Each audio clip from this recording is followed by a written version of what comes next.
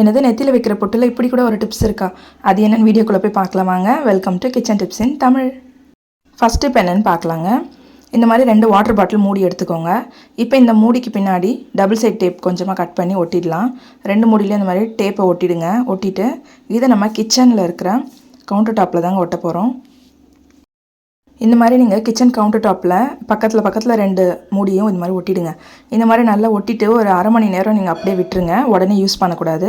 இப்போ அரை மணி நேரம் கழித்து நம்ம இதை யூஸ் பண்ணிக்கலாம். நம்ம லைட்டர்லாம் வைக்கிறதுக்கு இது ஒரு ஸ்டாண்டாக யூஸ் பண்ணிக்கலாங்க. லைட்டரை நம்ம எங்கேயாச்சும் வச்சுட்டு தேடிட்டு இருப்போம். ஸோ இந்த மாதிரி நம்ம ஒரு ஆர்கனைஸ் ரெடி பண்ணி நம்ம அதில் வச்சுக்கலாம். அதே மாதிரி மிக்சிலாம் நம்ம வைக்கிறோன்னா அதோடைய ப்ளக்கெல்லாம் கீழே போட்டு வைப்போம். ஸோ இந்த மாதிரி ஹேங் பண்ணுறதுக்கு இதை நம்ம யூஸ் பண்ணிக்கலாம். கண்டிப்பாக இது யூஸ் பண்ணி பாருங்கள், ரொம்ப ஹெல்ப்ஃபுல்லாக இருக்கும். அடுத்த டிப் பார்க்கலாங்க. செகண்ட் டிப் என்னென்னு பார்த்தீங்கன்னா, இந்த மாதிரி மேட்ச் பாக்ஸ்லாம் மழை காலத்தில் நமுத்து போயிடும். உள்ளே இருக்கிற அந்த குச்சியும் நமுத்து போயிடும். சைடில் இருக்கிற அந்த மருந்து பொருள் அதுவும் நமுத்து போயிடும். ஸோ அதை நமுத்து போகாமல் இருக்கிறதுக்கு என்ன பண்ணுறதுன்னு பார்க்கலாம்.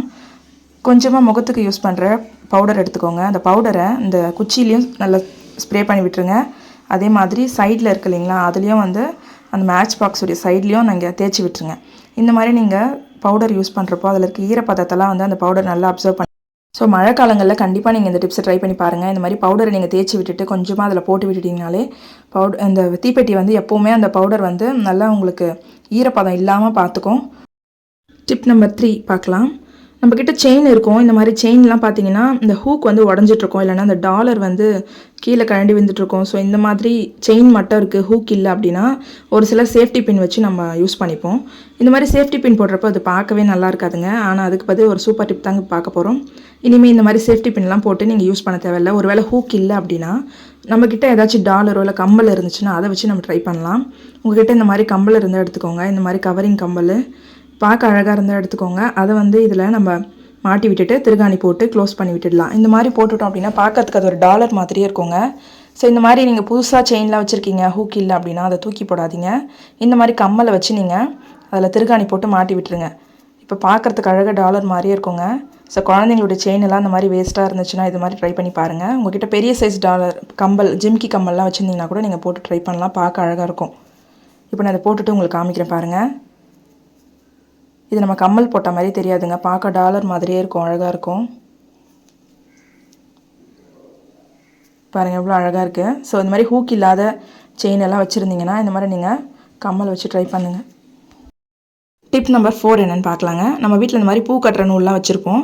நம்ம என்ன தான் அதை சுற்றி வச்சாலுமே அது கழண்டு சிக்காயிட்டு அது பக்கத்தில் இருக்கிற பொருளையும் அது மாட்டிக்கும். ஸோ இந்த மாதிரிலாம் சிக்காகாமல் இருக்கிறதுக்கு என்ன பண்ணலான்னு பார்க்கலாம். நம்ம என்ன தான் சுற்றி வச்சாலும் இந்த மாதிரி கழண்டு வந்தது இல்லைங்களா, ஸோ அதனால் ஒரு ஸ்டிக்கர் போட்டு எடுத்துக்கோங்க. இப்போ அது வராமல் இருக்கிறதுக்கு இந்த ஸ்டிக்கர் போட்டால் அந்த நூலுடைய முனையில் பார்த்தீங்கன்னா இதை ஒட்டி விட்டுருங்க.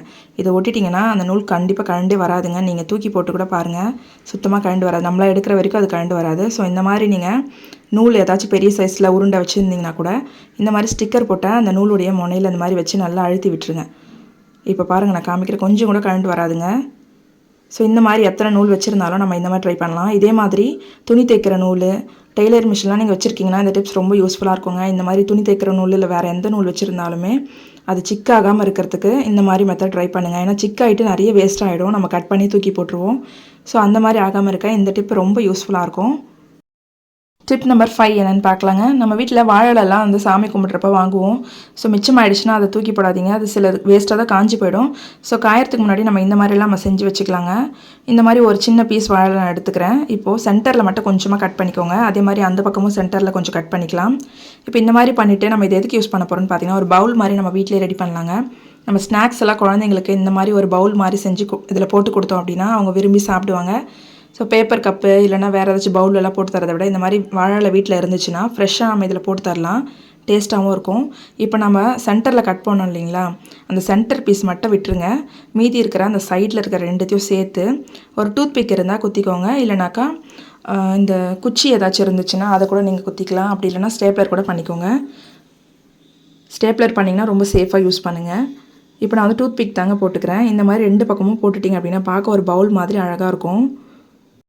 நீங்கள் குழந்தைக்கு ஸ்நாக்ஸ் எல்லாம் செஞ்சு கொடுக்குறீங்க அப்படின்னா இதில் செஞ்சு கொடுத்தீங்கன்னா ரொம்ப அட்ராக்டிவாக அவங்க சாப்பிடுவாங்க விரும்பி. ஏன்னா அது க்ரீன் கலரில் ரொம்ப அட்ராக்டிவாக இருக்கிறதுனால இதெல்லாம் நீங்கள் ஸ்நாக்ஸ், வடை இல்லை சுண்டல் இந்த மாதிரி ஐட்டம்ஸ்லாம் போட்டு கொடுத்தீங்கன்னா விரும்பி சாப்பிடுவாங்க. அதே மாதிரி இதை நம்ம பூஜை ரூமில் பூவெல்லாம் போட்டு வைக்கிறதுக்கும் நம்ம இதை ஒரு பவுல் மாதிரி யூஸ் பண்ணிக்கலாங்க. பார்க்க அழகாக இருக்கும். ஸோ நீங்கள் சாமிக்கு பூவெல்லாம் வைக்கிறீங்கன்னா அதெல்லாம் கூட இதில் போட்டு வச்சுக்கலாம். நம்ம முதல்ல பவுல் ஷேப்பில் செஞ்சோம் இல்லைங்களா, இது வந்து டம்ளர் வச்சு நம்ம ரவுண்ட் இந்த ஷேப்பில் செய்யலாம், டம்ளர் ஷேப்பில் செய்யலாம். ஸோ இந்த மாதிரி நீங்கள் டம்ளர் வச்சு நல்லா சுற்றிக்கோங்க. சுற்றிட்டு கீழே இருக்க அந்த பீஸை மடித்து நீங்கள் டூத்பிக் போட்டு இந்த மாதிரி பின் பண்ணிக்கோங்க. பார்க்க அழகாக இருக்குங்க இதுவும். ஸோ இந்த மாதிரி நீங்கள் டிஃப்ரெண்ட் ஷேப்பில் நீங்கள் செஞ்சு கொடுங்க, ரொம்ப விரும்பி சாப்பிடுவாங்க குழந்தைங்க. ஸோ வேஸ்ட்டாக இலை இருந்துச்சு அப்படின்னா அதை தூக்கி போடாமல் இந்த மாதிரிலாம் ட்ரை பண்ணி பாருங்கள், பார்க்க ரொம்ப அழகாக இருக்கும். இந்த மாதிரி ஷேப் நீங்கள் ரெடி பண்ணிங்க அப்படின்னா அதில் இட்லி மாவு கூட ஊற்றி வைக்கலாங்க. இந்த ஷேப்பில் இட்லி கூட நீங்கள் செஞ்சு இட்லி பாத்திரத்தில் வச்சு நீங்கள் அவிச்சு சாப்பிடலாம். ஓகே ஃப்ரெண்ட்ஸ், இந்த டிப்ஸில் ட்ரை பண்ணி பாருங்கள். இது யூஸ்ஃபுல்லாக இருந்துச்சுன்னா நம்ம சேனலுக்கு ஒரு லைக் கொடுங்க, உங்கள் ஃப்ரெண்ட்ஸ் அண்ட் ஃபேமிலிக்கும் ஷேர் பண்ணுங்கள். தேங்க்யூ.